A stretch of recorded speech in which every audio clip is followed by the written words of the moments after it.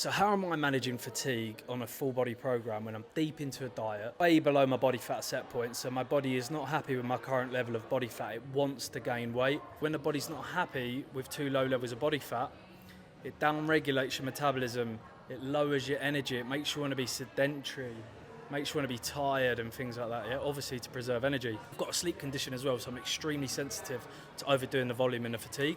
If I overdo it just a little bit and I have a bad night's sleep that night, the next day my energy levels are disgusting. And obviously I don't want low energy levels, I've got stuff to do outside of the gym. So what am I doing?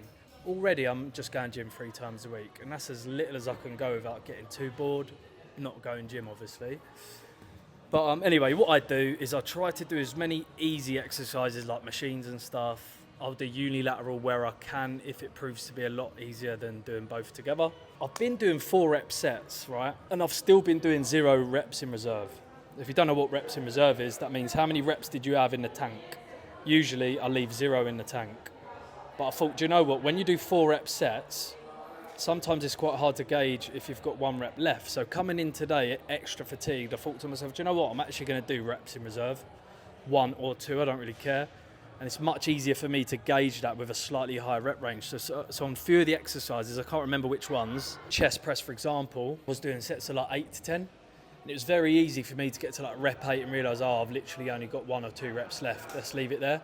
But when on some of the exercises like the preacher curls, I only got 4 reps. I couldn't be bothered to change the weight, and it's a very untaxing exercise, the preacher. I was like, whatever. I got 3. Thought, oh, I could definitely get 4, maybe 5, so I went for 4 and that was it. I couldn't get a 5th, so that was 0 reps in reserve. But little things like that, but I'm learning, yeah? It takes a while to learn, especially in a new gym, new exercises, new machines, what your reps in reserve is. But from now on, I'm going to go a slightly higher rep range, just because it's easier to gauge reps in reserve. And I'm going to leave a rep or 2 in the tank on everything. I've never done it before, but it's got to the point where, you know, I've had a refeed, I've had a couple okay nights sleep, considering, and I just wake up like I feel like I'm in the bin every day. But this might be normal. When you're trying to get shredded, it's inevitable. You're going to get lethargy and heavy legs. But anyway, let's crack on with the workout. So I come in, I thought to myself, I'm going to get all the easy machines out of the way because I was extra tired. I thought if I just sit down, do my leg extensions, sit down, do my leg curls, sit down, do my abs, gets some blood pumping, gets me going. So I did abs. Usually do 4 rep sets, the full stack, but I did about 10 reps, half the stack, or 12 reps. Sort of slowed things right down so it was easier for me to sort of gauge it or read it. Then I went on to calves, lying leg curls, leg extensions. Got all those out of the way, nice and easy. You can just lock in. You don't have to go berserk or start grunting or bracing your whole body. You can literally lock in, focus, and just make sure it is the muscle that is doing all the work. And, you know, I can't tell you how much less taxing that is, opposed to grabbing the machine, grunting and bracing as hard as you can, which does help you get more reps, but at the cost of, like, getting your whole body involved and ramping up the fatigue, which I don't want to do right now.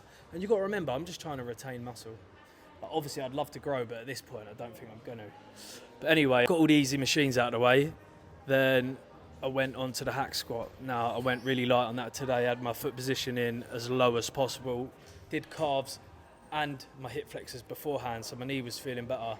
And with my shoes on with a big, massive heel, I could put my feet really low, eliminate the glute involvement, and basically get maximum stimulus on my quads without having to get my glutes involved and without having to use a lot of weight, which is going to fatigue me.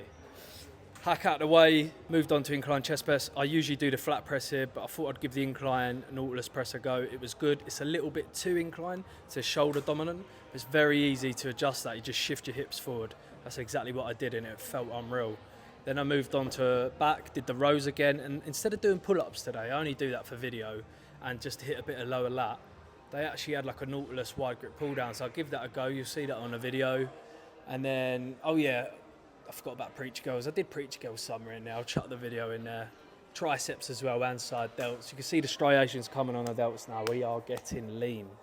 And then, because I didn't really hit my glutes on the hack, I did my glutes a little bit at the end on the hyperextend, on the back extensions. In a nutshell, what did I do to manage fatigue? I started going a slightly higher rep range just so I could gauge reps in reserve.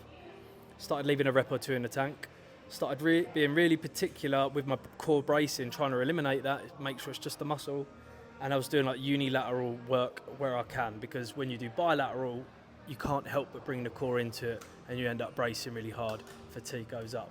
Now you might be thinking, bloody hell, what is he going on about, all this fatigue stuff? Now you might not even know what it is, and you will never know what it is until you've overtrained and dieted at the same time. That's when you get heavy legs, your mood goes down, you get irritable, and it's quite hard to actually assess it when you're bulking and you're sleeping well. But yeah, anyway, that is what I'm doing. We'll give it a go over the next few weeks.